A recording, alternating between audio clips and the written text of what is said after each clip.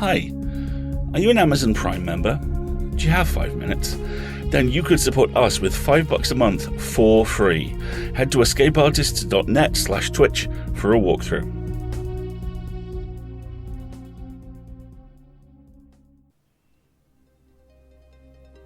This is Cast of Wonders, the young adult fiction podcast featuring stories of the fantastic. Welcome. I'm Catherine Inskip, your editor and host. Episode 437. Our story for today is Candy Wrappers by Caitlin Zivanovich. Caitlin is a writer, a third culture kid and a former Marine. She has lived in Cairo, Fallujah and Abu Dhabi. For the time being, her home is on Japan's southernmost island, where she lives with her husband and 4 loud children. She is a graduate of Viable Paradise, and this is one of her first professional sales. This story is narrated by Sheree L. Stewart. Sheree is co-host of the entertainment news podcast TCAD and movie review show The 10 Min Take. She's also the star of the science fiction comedy podcast Good Morning Antioch. And now, we've a tale to tell.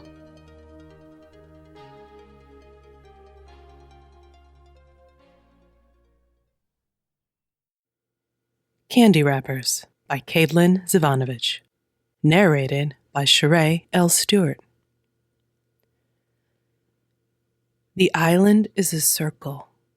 A magmic glow radiates from the lips of the volcano crater at one end, hot and alive. On the other end, the visitor compound is white and cold, lit by the new false light. But it is darkness the island child seeks as she sprints through the garden of the dead, cradling her brother's soul in her hands. Mick dashes from night shadow to night shadow. She skirts around the overgrown patches of soul seeds left uncollected by their living. There is no singing in the garden. Jin chatters and laughs in Mick's palm, completely unchanged for all that he no longer has a body. "Faster!" he cries. The wind rushes over his soul seed. "Run, Mick, run!" "Hush!" Mick is not supposed to be on the side of the fence, and the visitors' sweepers see in the dark. The volcano churns weakly above them, unfed for so many years. Its ruddy light winces off the metal sweepers on the near barren slope. They scrape away everything that grows. "Are we going up?" Jin asks. Up to the crater, up to rebirth. She can hear his smile, and her shoulders drop. She has waited a year for his soul seed to push through the soil, only to disappoint him. "It's not allowed," she says. Her chin juts and her mouth sets in a line. For 7 years, the sweepers have been on the slope, but the visitors' machines haven't yet erased the foot-worn path to the top, danced into existence by generations of the living carrying their dead. "I'm supposed to go up," Jin whines, as if stamping a foot he no longer has.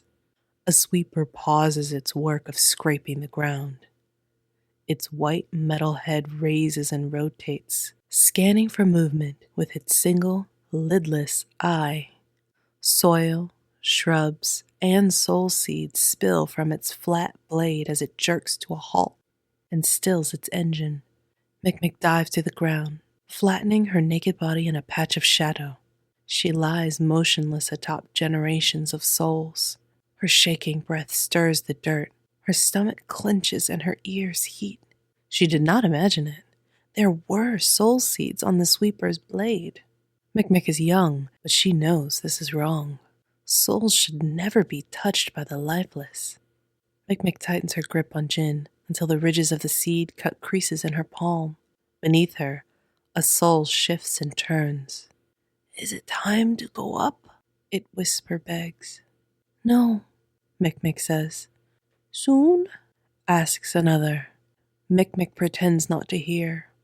She rubs the pad of her thumb across her brother's soul. The sweeper's eye clicks and retracts into its metal head. Its body growls and shakes as it resumes its work of defiling the past. Its tracks leave a trail of lines in the newly barren foothills. A chorus of worry rises from the untidy, untended garden. They speak, now that there is someone to listen. "Where is my sister's soul?" An old seed asks. "Where is my son to take me up?" Why is Uncle Seed silent? "Can you find Amijah? Where is? Mikmik stands and runs. Her bare toes tap and slide across the songless seeds of her people. Their questions pierce her just as the sweeper's eye will if she stays any longer. The metal fence links bite into her fingers and the thick soles of her feet. She slides Jin's soul seed under her tongue as she climbs. He laughs inside her mouth, delighted with the wetness and warmth. She drops to the ground on the other side and spits her brother in her palm. "I have you," she assures him. "I'm taking you home." "But why?" he asks, unassured. "I want to go up. I want to keep playing." The nearest sweeper clinks and spots her. Pistons screech. The monster pushes up on its claws and shoots her with a beam of new light. Mikmik runs, passing the massive metal sign barring entrance to the Garden of the Dead. "No life allowed," it reads in visitor letters. And, "Always wash your hands." Night wind slides over Mikmik's bare chest, wrapping around her legs as her feet pad a soft rhythm in the hardened soil of the village. A moth keeps pace with her for the space of a breath. Powdery wings brush her temple. She lifts Jin and invites the moth to perch and tickle her brother's soul. Jin laughs as the tiny feet light upon him, but the wings turn, cutting the air. 3 bulbs of new light hang from a chicken coop. The moth flies at the harsh glow, battering its fragile wings and body against the unmoving bulb of glass. Light bulbs transform the landscape of the village with its side-lit shadows. Mikmik cannot trust the path beneath her feet or the dark corners beyond the huts. The new lights show much, but they hide more. "Girl." Mikmik's feet slide on small pebbles. Jin yelps between her fingers. "You are naked." The marm stands at the edge of the light. She is a visitor woman. She is made of bones wrapped in sickly skin. Her dress begins at her neck and ends at her toes.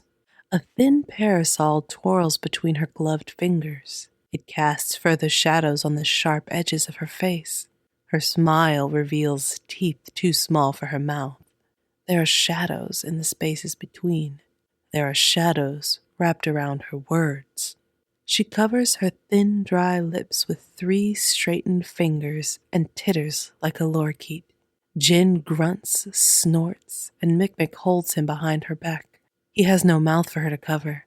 "Something is wrong with the she starts. The marm covers her ears. "Speak correctly or not at all." "Yes, marm." Mikmik uses only visitor words and the visitor accent. "Come, girl. Sickness will stick to your naked skin. Microbes, germs, flourish in this humidity." She indulges her with a smile. "Humidity is the wetness in the air. Do you understand?" "Yes, marm." "Can you repeat the new word I've taught you?" Mikmik fits her lips and tongue around the strange visitor sounds. "Humidity." "Very good. You children learn so quickly. Education can elevate you. Understand?" Mikmik keeps her face carefully blank. "Yes, marm." "Now that you have a proper teacher, yes?" she prompts. "Yes, marm." The visitor waits and the parasol spins on her shoulder. Mikmik squeezes her fingers into fists. "Thank you, marm." "Very good. Have a chocolate." She bends at the waist to bestow a treat wrapped in shiny red paper. Mikmik hesitates. She plucks the chocolate from the marm's palm and puts it in the same hand with Jin. In life, he loved to hear the crinkle. "Cover yourself."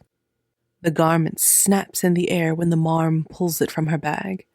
It fits tightly around Mikmik's arms and squeezes her about the middle. There are 2 pockets in the long skirt, and she hides Jin's soul seed in one, the chocolate in the other. The marm sets 2 pairs of foot clothing on the dirt. Find your size. Mick scrunches her nose and pokes a toe at the shoes. They don't fit. The marm's face curdles. She puts on a smile like a mask. Yes, well, they are made for normal feet. Normal? Jin scoffs from her pocket. Mick clenches her teeth. Yes, normal, the marm answers, thinking it was Mick who spoke. Not so flat and wide. Why are you out at night, girl? It is dangerous in the dark. Jin died, marm, Mick says. I'm sorry, child. Illness spreads so quickly when everyone lives on top of each other like this. So many have died. The marm squints at Mick's hair. She steeples her fingers and taps them against her lips. Come into the light. She pinches the fabric of Mick's sleeve and toes her to a glass bulb. Jin sucks in his breath like he's wincing from a sharp pain. He died last year, Mick says. The marm hears, but she does not listen. My brother Jin, he sat next to me in school classes. You sit next to Ponji, sweetling. She produces a ribbon and pokes timidly at Mick's coarse locks. You have to straighten this. So unkempt, so many tangles. Ponchi sits with her near sisters, Mick says. Jin sat next to me. Oh, sweeting. Are you sure you don't mean Graji or Ganjin? All the names sound the same. I'm sure it's easy to become confused. The marm is so thin, and she balances on tiny feet. Mick imagines she would snap with one push. I'm not confused about my brother's name. Jin's soul flips about in her pocket. The new light pulses brighter from its bulb. There. The marm pulls the ribbon tight and wipes her gloved hands on her skirt. You are prettier with your hair out of your eyes. Have another chocolate. Why is there a fence around the garden? The marm's eyes are frozen and round. Did you go near the garden, girl? It's scuffed, messy. The dead aren't singing. 3 gloved fingers to lips. Another titter. The dead can't sing, treasure. The dead cannot do anything. Dead means gone. Jin jumps in her pocket and blows a raspberry through phantom lips. Dead is just waiting, Mick says. Waiting to go up, waiting for rebirth. She touches her woven necklace beneath her dress. It's not the end. It's just one point on a circle. Don't go near that graveyard, girl. Leave the dead alone. Jin isn't gone, Mick says. Her hand plunges into her pocket to make sure. The marm winces. Perhaps he should have washed his hands more. Proper hygiene saves lives. He didn't get sick, Mick says. Fat, hot tears drip in the dust at her feet. He fell when we were playing. We weren't done with our game, Jin shouts. He hops from Mick's pocket, and she snatches him from the air.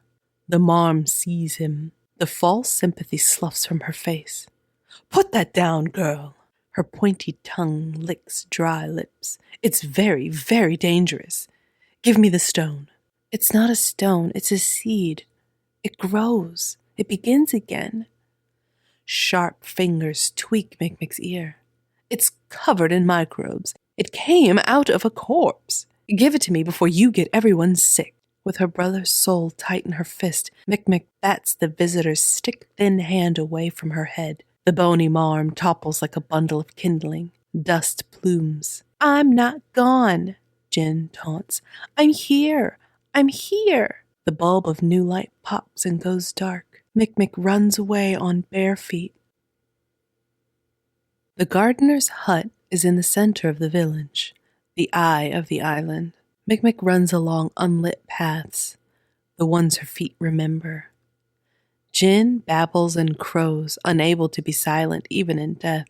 A woven mat covers the gardener's door, and Mick whacks it aside with her arms. She slides across the threshold on the bare calluses of her feet. Gardener! Ah! She throws her arm over her eyes. Electric bulbs hang in rows along the thatch perimeter. Jin cries out against the sharp light, and Mick cups her palms to protect him. She blinks rapidly to clear the blindness. In the center of the room, the gardener is marooned on his cot, surrounded by a sea of electricity. His eyes water and waver above the flickering corners of his mouth. A shaking hand points to a gourd. Mick draws a ladle of water. She pauses.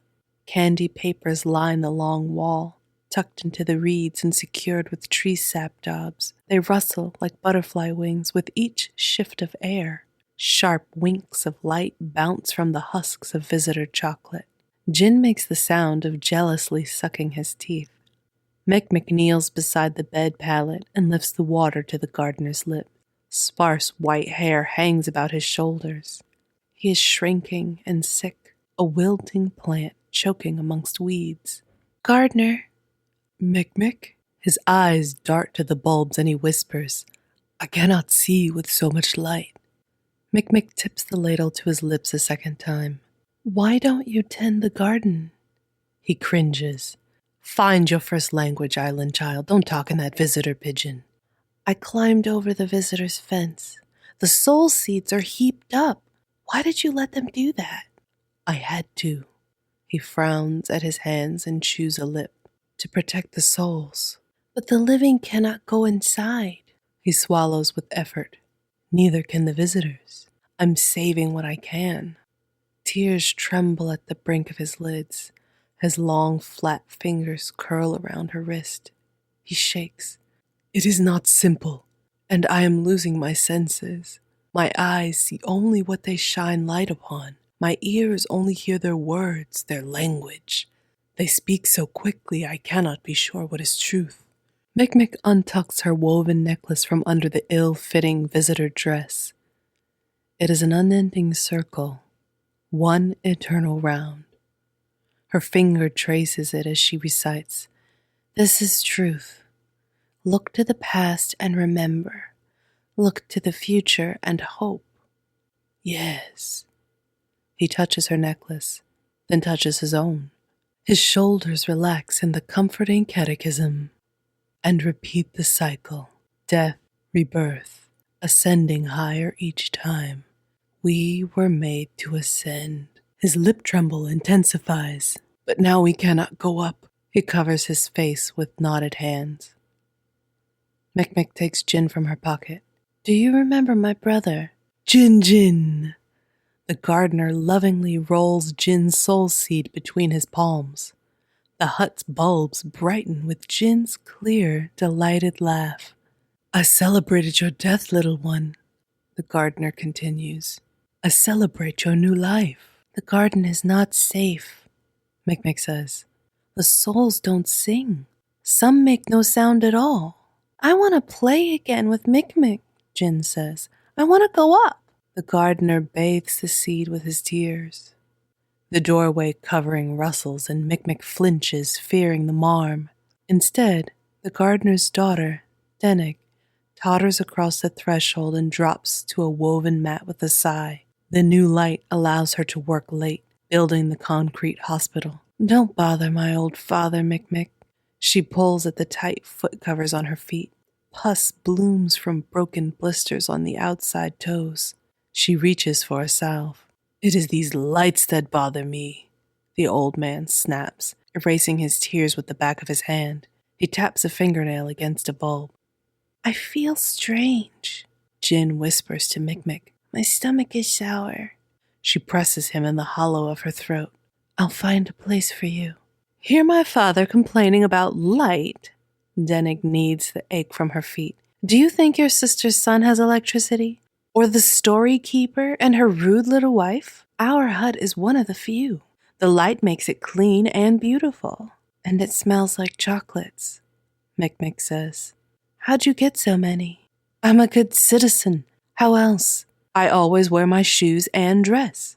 At work, I only use the visitor language. I also have a glass jar," she boasts, "given to me by the marm's own hand."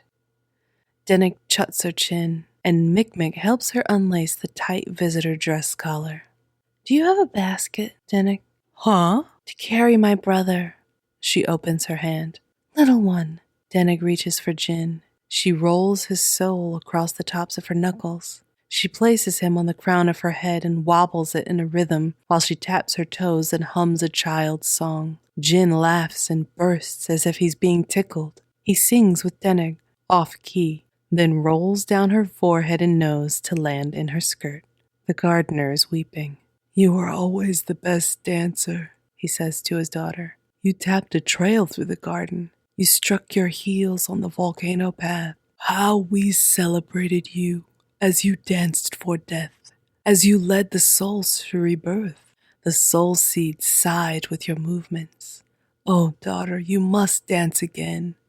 Denig's smile falls into a scowl. She brushes Jin's soul from her skirt and rolls heavily to her feet. She crinkles her chocolate papers to reassure herself. "I cannot dance in shoes." "Mick, I ache a little," Jin whispers. "I'm hurrying." Mick roots under the table. There are bags, the plastic kind made in the visitor's facility. She sees the daughter's glass jar and touches its smooth, thick sides. But these are lifeless materials, and she will not trust her brother's soul to them. "You must dance for Jin's death, Mick," the gardener says. "Tap your toes and strike your heels. Take him up so he may be reborn." The daughter spins on her wide, flat foot. "We cannot take the soul seeds up, old father. The seeds, they are catalyst," Mick supplies. "No baskets under the stack of blankets." "It's only a child's seed, daughter. What difference could it make?" "It's not just fire and heat within the crater. There are volatiles. If any more life goes into the volcano, it will erupt. If the visitors hadn't arrived when they did, we would have destroyed ourselves, throwing so many soul seeds into that stew of lava." "That is the cycle of the island." The gardener lifts his arms above his head, shaking arthritic fists. "It erupts and is reborn. It has happened before. It will happen again. The island is a circle. The visitors want us to fear death, but we were made to ascend." "Ascend to what?" "The visitors have given us education, technology. We write our genealogies instead of passing them from mouth to ear. Concrete buildings survive the storms. And the medicine. Children don't die when they get sick. Not anymore." Denig turns her back and plants her heavy feet. "Wearing shoes, speaking like them, keeping off the volcano. It is a small price to pay." Mick turns her head from the gardener to his daughter and back. "Why is there any price at all?" "I miss my garden," the gardener says. "Now I must ask permission to go there. In my own garden, I am the visitor. Can't you remember, Denig? Can't you remember how the soul seeds sang?" "I remember. I danced that foolish dance every 7 years. I danced to the mouth of an angry god. Then I learned it will only ever reward us with fire and ash. And rebirth." He pulls at his necklace. "Look to the future and hope." Mick, Jin moans. "It's the lights. They're too bright." "You don't need to hope for the future, old father. You can see it, here. We have ascended through knowledge. Even night no longer rules us." "Night and day are also a cycle," her father says. "We have broken it." Denig's shoulders hunch. Her nostrils flare and her anger clots. Thick fingers pull Jin's soul seed from Mick's palms. "Wait," Mick says. But Denig is proving a point to her father and cannot hear the protestations of a little girl. "This is the past, a dead stone." Mick pounds pudgy fists against Denig's fleshy hip. "You can hear his voice." "I am not a stone." She lifts Jin's soul to the white bulb. "This is the future," Denig says. "Light in the darkness." Mick. Jin whimpers as Denig holds him closer to the light bulb, hanging in the thatch. "It hurts, Mick." Electricity sizzles in the air. Light crescendos in the space of a breath. It buzzes like an angry hive and does not abate. They squeeze their eyes and scream. Denig drops Jin. She sucks the fingers that held him. They are burned. Her eyes are wide and white. Mick presses Jin's soul seed against her beating heart. She feels nothing. He does not answer when she calls his name. What did you do? I. Denig's mouth flaps open and shut. Jin is silent like the seeds of the garden. He is silent as he never was before. The gardener slips to the floor, white hair splayed across his shoulders. He has realized why so many in the garden cannot sing. The sweepers on the slopes, edging closer to the fence, the missing, and the silent.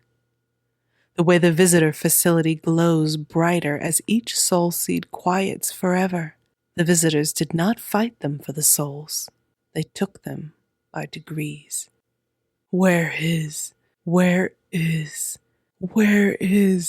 His aged fists pound the dirt floor, an inversion of the death dance. We have sold our dead for candy wrappers, he cries, for candy wrappers on our walls. Mikmik's dry tongue scrapes the roof of her mouth. I can't hear Jin, gardener. He feels. She does not say gone. What do I do? Do? He says between sobs. The circle is broken. We have forgotten the past. It is too late. Denig cowers in the pulsing, over-bright light. The burnout of Jin's soul has left blisters on her fingers, blisters to match the ones on her toes. She screams her guilt and her fevered grief. Her glass jar shatters in her large hands, but the sound is not a song. It will not replace a soul. The chocolate papers mock her from the wall. She has covered her home in trash. Yoo-hoo! The marm has come to the Jin-brightened hut as the moth to the bulb. Your lights are so bright, Denig, so lovely to look upon.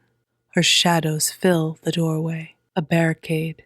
She first spies Mikmik, and then Jin's soul seed against Mikmik's heart. Shadows sharpen her little teeth. There you are, rude girl. Give that to me. It is dirty, and then you must wash your hands. It is my brother. It is a stone. It is nothing. Give it to me. She takes 2 steps forward, tiny shoes clicking. Grief snaps the gardener's heart. He curls into himself. Denig is lost. She blinks at the lights, at her chocolate paper walls. Jin makes no answer. He does not laugh or move. Mikmik is alone. Her necklace rasps against her knuckle. It is woven and worn, but it is endless. How can it be too late? She hears the catechism in her first language. Look to the past and remember. Look to the future and hope. Dead does not mean gone. Mikmik shuts her eyes tight. I have a brother. The marm lunges over the gardener's weeping form and swipes her gloved claws at Mikmik's hair. The ribbon comes loose. Her mane springs free. Mikmik dives through a curtain of candy papers. She sprints away on flat, wide feet. He is Jin. I have not forgotten his name. Mikmik runs past lifeless concrete buildings. She does not stop to read the multitude of signs surrounding the village, reminding the islanders again and again that they are unclean, less than. She shuts her eyes as she passes the new light, shuts them tight so she will be able to see. Up and over the metal fence of the Garden of the Dead, she tumbles and spills onto the pile of soul seeds. The chocolates fall from her pocket. She leaves them on the ground. Light floods the mountain and the garden. Sweepers converge to douse this threatening spark of life. Jin is not gone. He wants to go up. Her voice soars over the screeching and clunking of the sweepers. It bounces among the soul seeds. It wakes the voices of hundreds, thousands. They echo. They amplify. Those who still have voice sing once again. Metal heads and unblinking eyes follow her movements. Pistons cry and the sweepers belch clouds of greasy smoke. She overjumps their reaching arms, their 3-fingered grabbing hands. Metal digits pinch and rip her dress. She shudders free of the fabric. She is naked again, as she was when she collected her brother's soul seed, as she was when she was born. The sweepers cannot follow her up the slope. Unlike her, they were not made to ascend. The hungry volcano churns before her. The island is a circle, a wheel, a cycle. Jin's silent soul seed is warm in her hand. Death before rebirth. Look to the past and remember. Mikmik remembers her brother. Look to the future and hope. We'll finish our game, Jin. I will hear you laugh again. She steps into the volcano. Every light bulb in the village bursts into shards when the volcano erupts. The visitors' facility falls dark. Their signs and fences topple. With no light to blind them, the people can see. They remember the beauty of death and the promise of rebirth. The island is a circle. Denig uncurls her old father from the floor. They gasp together at the pillar of smoke and fire. Molten death descends, and her father is not afraid. Perhaps, Denig hopes, it is not too late after all. She taps her toes and then strikes her heels. Progress. Civilization. These have always been loaded words, which place unequal value on different ways of living. In our world, they have been used to excuse deep and lasting acts of harm and prejudice. We might think we've learned from the mistakes of our past, but that doesn't always go far enough. Let me tell you the story of another island, another volcanic peak, and a bright promise of scientific progress in a field which has always been close to my heart.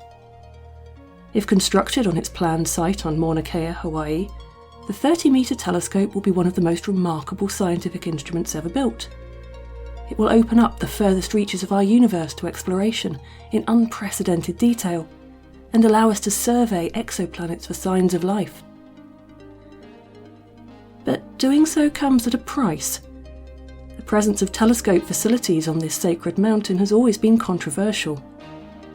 The scientific community is doing its best to recognise the cultural and environmental damage it causes and the impact of colonialism on the Hawaiian people over recent centuries.